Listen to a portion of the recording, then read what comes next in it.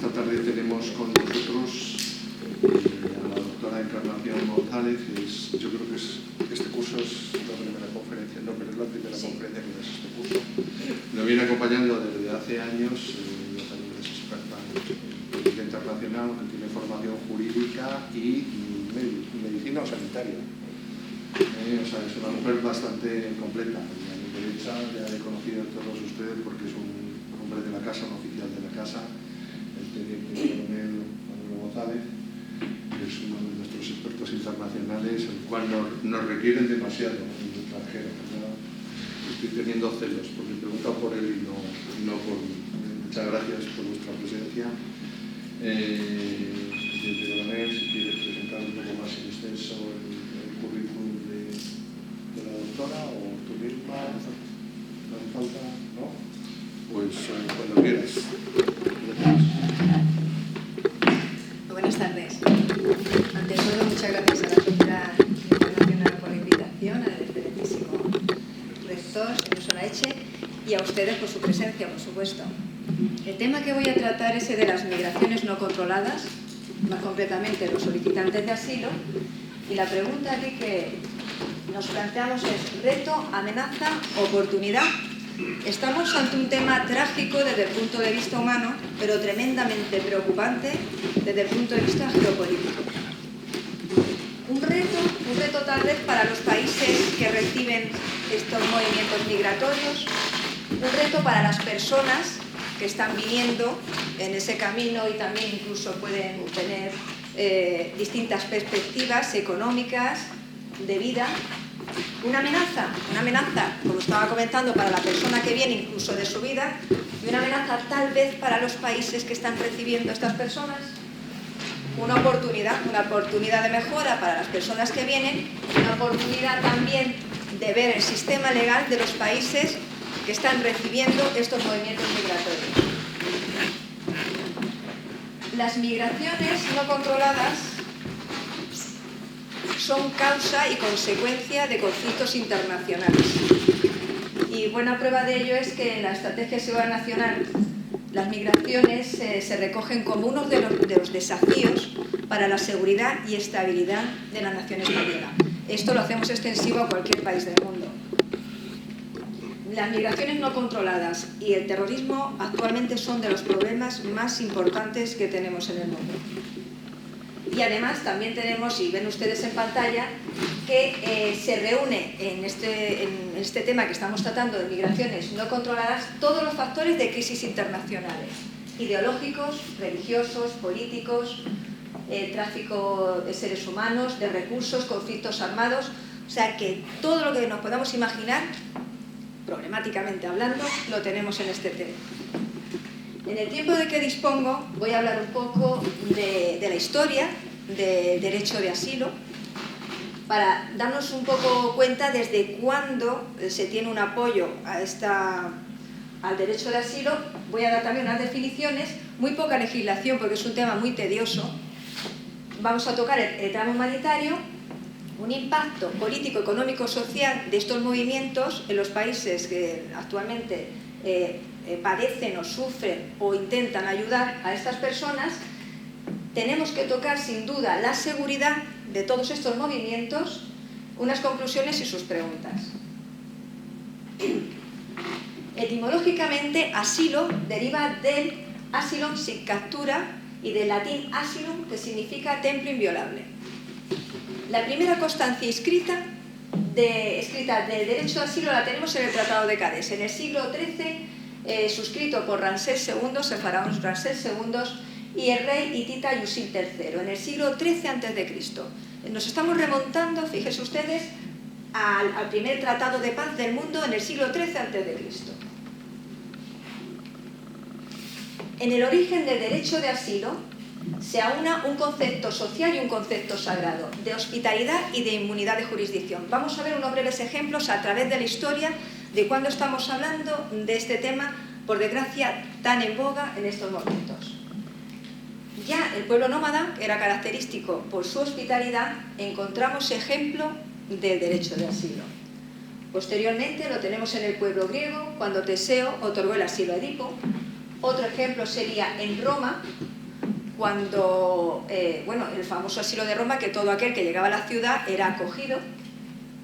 En España, desde el siglo V, el rey Teodorico II, tenemos constancia también del derecho de asilo. Aquí tenemos el cuadro de Amérigo, que está en el Museo del Prado y nos sirve de excusa para tratar el derecho de asilo en sagrado. El derecho de asilo en sagrado, como todos ustedes saben, consistía en que aquella persona que cometía un delito se amparaba en un recinto sagrado para poder escapar de la pena. En aquel momento había una diferencia entre iglesias frías y templos sagrados. ¿Cuál era la diferencia? Que la iglesia fría tenía que estar expuesto el Santísimo, y de esa forma, en esas iglesias que estaba expuesto el Santísimo, se podía tener también más posibilidad de tener, por ejemplo, más que nada decir, evitar la pena del delito. En el siglo XVI ya desaparece en Francia, en el siglo XVII en Inglaterra, y en España hasta 1953, que teníamos un concordato con Franco y el Papa Pío XII, disponíamos todavía de ese reminiscencia del derecho de asilo. ¿Qué sucede? Que ya toda vez que entra en vigor la Constitución española, pues por supuesto ya no tiene sentido. Hace 3 años concretamente hubo en Granada gente que estaba intentando acogerse a sagrado. Todavía preguntaban por esta posibilidad, cosa que se dijo que desde 1953 no existía. Pero la gente parece que se informa bastante bien e intenta conseguir el amparo de la forma que sea. Otro ejemplo es en el pueblo azteca, que este era curioso porque en el pueblo azteca, para conseguir también el asilo, aquellas personas que tenían unos delitos por deudas, pues lo que sucedía era que podían recuperar su libertad si llegaban, alcanzaban a llegar al Palacio Otezpán, al Palacio Real Otezpán. ¿Qué sucedía? Que en ese camino que tenían que recorrer hasta refugiarse en este palacio, solamente podían intercederle el paso el dueño o los hijos del dueño. Cualquier otra persona que lo intentara, lo que sucedía era que también podía caer esclavo. O sea que parecía como una especie de competición. Por último, otro ejemplo, ya en la novela de Notre Dame, el jorobado, que lo que solicita es el asilo para la gitana Esmeralda. Ya hemos visto el origen de forma léxica, también desde el punto de vista de la historia, cómo se plantea el derecho de asilo. Y ya nos posicionamos en el siglo pasado. En el siglo pasado, tras la guerra de los Balcanes, la Revolución Rusa y la Primera y Segunda Guerra Mundial, ya sí se ve una necesidad de recoger en un texto legal y tener un respaldo jurídico a este derecho. Y es cuando la Declaración de Derechos Humanos recoge que en caso de persecución toda persona tiene derecho a buscar asilo y a disfrutar de él en cualquier país. Es en su artículo 14. Pero aquí tenemos que parar un momento y pensar que si toda persona tiene derecho a buscar asilo, a pedirlo y a disfrutarlo en un país, esto viene a refrendarse y a completarse por el derecho a la expulsión, porque si yo voy, lo solicito, pero tienen la posibilidad de devolverme al lugar de donde he venido, estamos como al principio. Entonces el derecho de no expulsión lo que hace es fortificar y amparar el derecho de asilo. Es el artículo 33 de la Convención de Ginebra del 51.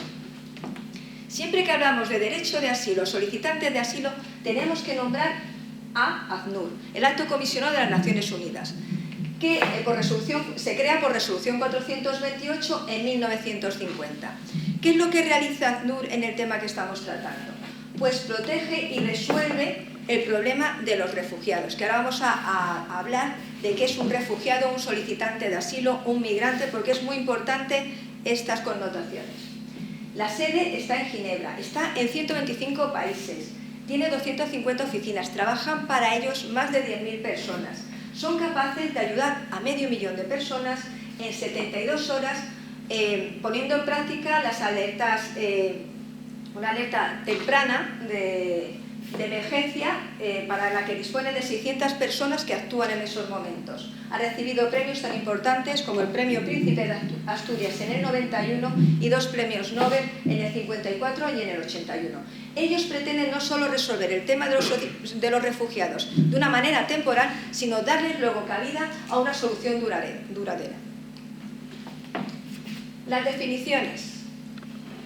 Aquí tenemos un término que migrante, aquel que se traslada de un sitio a otro, que engloba a muchísimas personas, también englobaría a los solicitantes de asilo y a los refugiados, y normalmente lo que sucede es que el migrante le damos la connotación de movimiento hacia otro lugar por un motivo económico o de mejora de vida.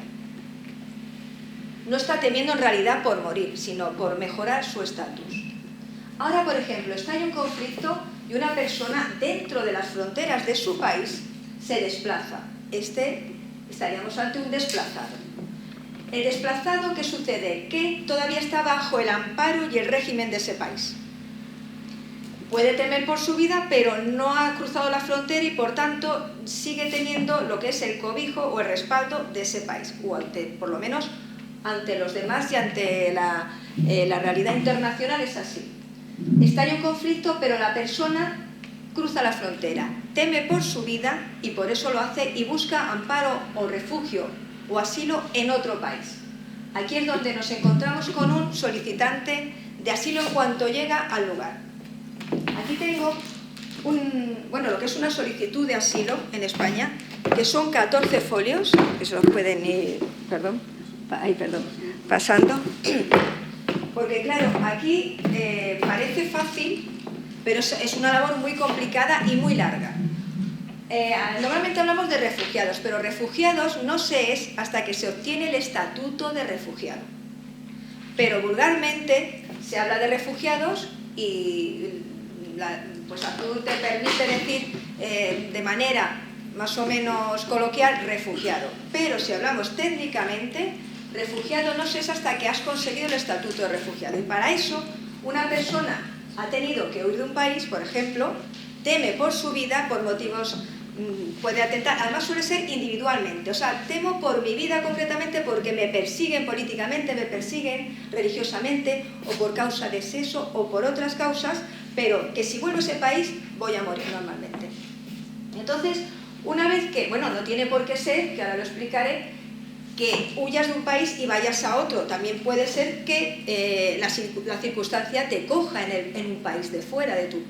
Por ejemplo, cuando ha estallado el problema en Siria, pues ha habido personas que estaban en España y en ese momento, si hubieran vuelto a su país, hubieran tenido el problema de que los hubieran matado. Entonces sí que pueden solicitar el asilo en España.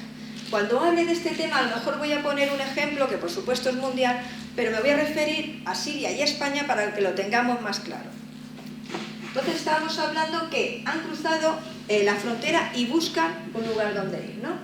Para solicitar el estatuto de refugiado tiene que ser un civil, no puede ser un militar en activo. Eso no lo permite la Convención. Entonces, pero un militar que ya no está en activo sí podría solicitarlo.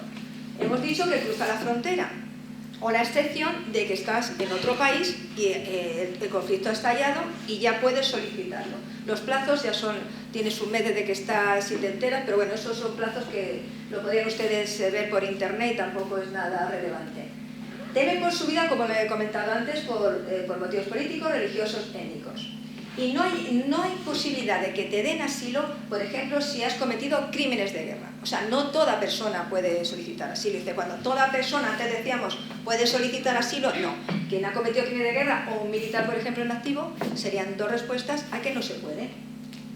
El refugiado surplace es el que le comentaba a ustedes antes. Cuando nos coge fuera de nuestro país la circunstancia que hace que no podamos regresar al país de origen. Otro término sería de protección. Ay, sí. Una cuestión. ¿Y por crímenes de sangre? En crímenes de sangre, en realidad, no, o sea, la Convención de Ginebra es bastante tajante en que, por ejemplo, los de lesa humanidad tampoco no los permite. Tiene que haber, por ejemplo, una persona que ha cometido un delito y ha cumplido su pena, sí podría. Igual que un militar que ha salido ya, por ejemplo, se ha abandonado las armas o se compró acabando las armas, sí podría.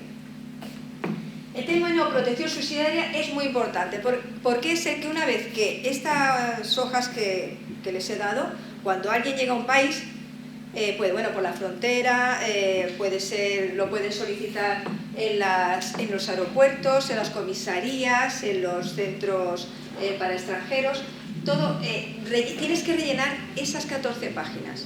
¿Qué sucede? Que nos parece muy fácil, pero es que nosotros estamos pensando en español, pero claro, quien viene no conoce el idioma y necesita un intérprete. Y el intérprete además que tiene que ayudarte a rellenar esos papeles, que cuenta siempre con la ayuda de ACNUR, tiene que ser un intérprete que esté permitido, por decirlo de alguna forma, para ese caso concreto. ¿Por qué? Porque puede venir de un país donde hay enemistades entre dos bandos y si el intérprete es contrario a la persona que viene, no le favorecería. O sea que es muy difícil la elección de un intérprete para poder rellenar esa solicitud de asilo. También tienen la ayuda de un abogado y tienen asesoría psicológica y en todo momento pues ACNUR, siempre está presente ACNUR para ayudar a rellenar esta solicitud. Pero esta solicitud, una vez que está presentada, tiene unos plazos para admisión, que si los digo son un poco rollo, tiene unos plazos para admisión, luego si te lo deniegan bueno, puedes caer en revisión y por supuesto puedes intentarlo otra vez, pero lo que sucede al final es que quedas fuera y pasarías a la ley de extranjería a lo mejor. Y ya es otro tema totalmente aparte, porque lo que sí nos tiene que quedar claro es que una vez que consigues el estatuto de refugiado está amparado internacionalmente. No como la ayuda, a lo mejor pues tiene ayuda internacional o protección subsidiaria, pero esto, la Declaración de Derechos Humanos y la Convención nos respalda ante un estatuto de refugiado. ¿Y qué sucede? Un ejemplo muy fácil. Cuando te obtienes el estatuto de refugiado, en 5 años puedes obtener la nacionalidad. Mientras que si coges y vas por la ley de extranjería, necesitas 10 años para conseguir la nacionalidad. Una diferencia ya bastante abismal. Y otra cosa, la reunificación familiar, que es aquella en la que una vez que uno está en un país puede traer a sus familiares más directos, pues también se favorece cuando eres refugiado y no cuando a lo mejor tienes la protección subsidiaria. No sé si esto ha quedado claro. Por tanto, la protección subsidiaria es muy importante saberlo porque en España se ha concedido mayoritariamente, últimamente, la protección subsidiaria cuando se ha solicitado el asilo. ¿Por qué no se ha concedido la de refugiado? Y ustedes me dirán, es parecido, pues el civil cruza la frontera, teme por su vida, no entra dentro del estatuto.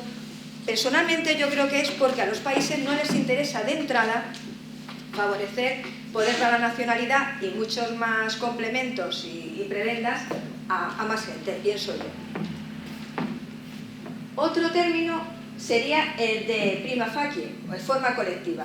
Antes he recalcado que la solicitud de asilo es algo que se rellena de forma personal. Entonces, normalmente esto se concede cuando hay grupos étnicos que todos están en peligro y no hace falta demostrar mucho, y por las circunstancias que son relevantes y urgentes. Bueno, ahora mismo ACNUR ha considerado a los venezolanos como refugiados. Los considera ya de entrada con esa característica. Otro término que oirán ustedes es el refugiado ambiental. ACNUR está totalmente en contra de este término, refugiado ambiental. Lo llamaría migrante forzoso ambiental. Yo creo que se pretende no englobar con muchísimas personas lo que es la solicitud de asilo para obtener este estatuto, para no complicar aún más la concesión. Y por último, apátrida, otro término que en estos temas se utiliza a menudo. Ha habido apátridas por decreto en 1922 en Rusia, los rusos blancos. Cuando un territorio está disputado por más de un país y nace una persona ahí, entonces tampoco tienes una nacionalidad.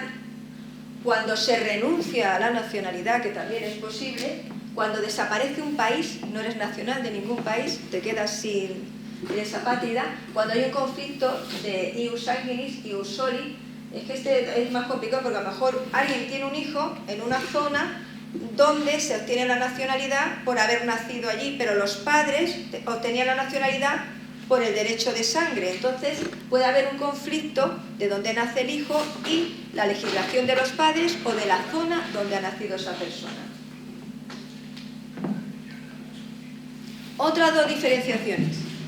Reubicados y reasentados. También lo estamos oyendo muy a menudo. La reubicación, ustedes saben perfectamente que cuando estalló el problema en Siria, casi todos los puertos de entrada eran en Italia y en Grecia. ¿Qué sucede? Que hubo muchísima gente y nosotros nos regimos en la Unión Europea por el protocolo de Dublín, que es por el país que entras, solicitas el asilo y rellenas estos papeles. ¿Qué sucede? Claro que dicen, no, es que tenemos que ponernos de acuerdo porque no solamente es rellenar esos papeles, sino que mientras se resuelven, que hay veces que tardan 9 meses, 10 meses, esas personas tienen que tener una cobertura de vivienda, de educación, de sanidad, aunque no puedan la mayoría de veces tener derecho al trabajo. Los apátridas que acabo de comentarle, el problema fundamental de una persona que no tiene nacionalidad es que no tiene derecho a nada, ni a trabajar, ni a seguridad social, ni a nada. Entonces, la reubicación, lo que sucedió fue que Alemania, de alguna manera, dijo, vamos a fluidificar un poco el tránsito de personas y que vengan para mis tierras. Hubo tantísima gente concentrada en 2 puntos concretos que la Unión Europea tuvo que decir y acordar, vamos a repartirnos, por así decirlo, todas estas personas. A nosotros nos correspondían, a España, 17.337. Actualmente ha habido 1.235 a fecha de hace la semana pasada. La reubicación era algo impuesto para los países y en razón al Producto Interior Bruto, a la población y a la tasa de desempleo. Esa repartición se hizo de esa forma. Luego la realidad es muy distinta. Todo lo que yo le estoy hablando, por un lado puede ser que estén diciendo, se contradice, pero es que yo puedo estar hablando desde el punto de vista legal, lo que la legalidad ampara, los derechos que hay, y desde otro punto de vista, la realidad. Lo que te cuentan a lo mejor la gente que está en los campos de refugiados, las personas, los traductores y las personas que trabajan en ONGs. Pues la reubicación hemos comentado que en España eso ha habido 1.275, pero esto era una obligación para el Estado y un derecho para la persona. ¿Qué sucede con los reasentados? Es un término que tiene una idea totalmente contraria. El reasentamiento es algo que el Estado hace de forma voluntaria, espontáneamente, y quiere hacerlo. Entonces, Estados Unidos, por ejemplo, a pesar de que está muy en contra ahora de todo este tema, es el país, junto con Canadá, que reúne o que quiere coger a más personas reasentadas en su país. ¿Esto qué es el reasentamiento? ACNUR, de los campos de refugiados y de las personas que ya han rellenado esos papeles y tienen sus expedientes, dice, estos tienen más necesidad, familias, personas, niños, personas enfermas, y va así en una progresión por necesidad. Queremos que tengan un estatuto de refugiado. Y ese estatuto de refugiado se puede conseguir también de esta forma, por reasentamiento. No sé si me estoy explicando bien. O bien solicitándolo yo personalmente en el país que voy, o bien si estoy en otro país, por ejemplo, que no va a poder mantenerme, que no voy a poder estar ahí porque es una zona conflictiva, o bien estoy en un campo de refugiados, ACNUR se encarga de realizar todo este papeleo y obtener el mismo estatuto de refugiado. En España también hemos dado 1.433 reasentamientos y en Suecia también hay bastantes y en Australia. ¿Qué sucede? Que esto automáticamente te da el estatuto de refugiado. Ya te queda esa tranquilidad. No sé si ha quedado clara la diferencia. Reasentado no es un derecho, porque no lo puede exigir la persona que solicita el asilo, pero es algo potestativo y que los estados quieren hacer. Algo de legislación. Esto, vamos, casi de pasada. Declaración de Derechos Humanos, Protocolo 67, el Estatuto de Refugiados, la Declaración de Unión Africana, la Declaración de Cartagena. Son temas, son la legislación base que tratamos cuando hablamos de estos temas. Luego las directivas de la Unión Europea en cuanto a protección temporal, normas de mínima acogida y el famoso Protocolo de Dublín, que ya vamos por el tercero. Se pretendía hace 2 años reformarlo, pero en esa reforma lo que se quería hacer era que si automáticamente un país estaba ya llegando a él más del 50% de lo que se había establecido o podía dar cabida, pues automáticamente pasaba a otro estado. En España tiene que quedar claro que todo lo que se refiere a relaciones internacionales, inmigración, derecho de asilo o cruce de fronteras corresponde al Estado. Lo digo porque los tratados internacionales sí que es verdad que hay acuerdos internacionales no normativos que pueden firmar las comunidades autónomas en base a los temas de gestión que ellos tienen. Pero este tema que estamos tratando corresponde al Estado. Tema básico, la ley de extranjería, que he comentado antes, que va por un lado y la ley de régimen de derecho de asilo va por otro. Actualmente, la semana pasada tenemos un caso en Cataluña, en Barcelona, en la que se han recluido unas personas extranjeras, por supuesto, el párroco les está ayudando y lo que quieren es flexibilizar y están exigiendo a toda costa la ley de extranjería. ¿Qué es lo que quiere? La asociación Papeles para Todos, que es quien ampara esto, lo que pretende es que se pueda obtener la nacionalidad, que no haya papeles, que no haya requisitos, que se pueda vender en la calle sin pagar impuestos, y dice que hasta que no consigan algo en concreto no van a parar. Esto en cuanto a la ley de extranjería. La ley de seguridad ciudadana de 2015 es muy importante en el tema que tratamos porque a ustedes les sonará mucho el tema de las devoluciones en caliente. Es un tema muy complicado, pero es una manera, a mi entender, de intentar proteger el país y la frontera. Porque, ¿qué sucede? Que si a todas las personas que intentan entrar se les deja pasar, pues simplemente es algo que no se puede, no es viable. No porque no se quiera, porque querer ayudar se quiere ayudar, pero es algo que matemáticamente no es posible. Entonces, la ley de seguridad ciudadana, por supuesto, está teniendo muchos retractores y actualmente España está inmersa porque la Unión Europea nos dice que estamos en contra de los derechos humanos por aplicar este tema de las devoluciones en caliente. La ley de asilo tiene un problema, que no tiene reglamento. Al no tener reglamento, el reglamento lo que hace es que automáticamente pone en juego y hace efectivo lo que viene en la ley, de manera automática. Y si, por ejemplo, nuestra ley de asilo pone que se podrá solicitar el asilo en las embajadas o consulados cercanos al lugar de conflicto, como el reglamento no existe, no hay esa posibilidad en este caso. El reglamento hace efectivo lo que está escrito en la ley, pero no lo tenemos y esto nos trae ese pequeño problema y ese gran problema, porque si los solicitantes de asilo pudieran solicitarlo en los lugares cercanos al lugar de conflicto, pues las mafias no tendrían nada que hacer, porque una vez que lo has solicitado en la embajada cercana, luego ¿qué tienes que hacer? Una vez que te lo han concedido, ya viene de una manera legal, ya no salía la travesía. Pero ¿qué sucede en este tema? Que se está mezclando los solicitantes de asilo con la inmigración. Y ahí es el debate, cuando estamos comentando. Quiero que se fijen en lo que pone aquí. La ley establece los términos en que las personas nacionales de países no comunitarios y los apátridas podrán gozar en España de la protección internacional constituida por el derecho de asilo y la protección subsidiaria. ¿Qué es lo que significa esto?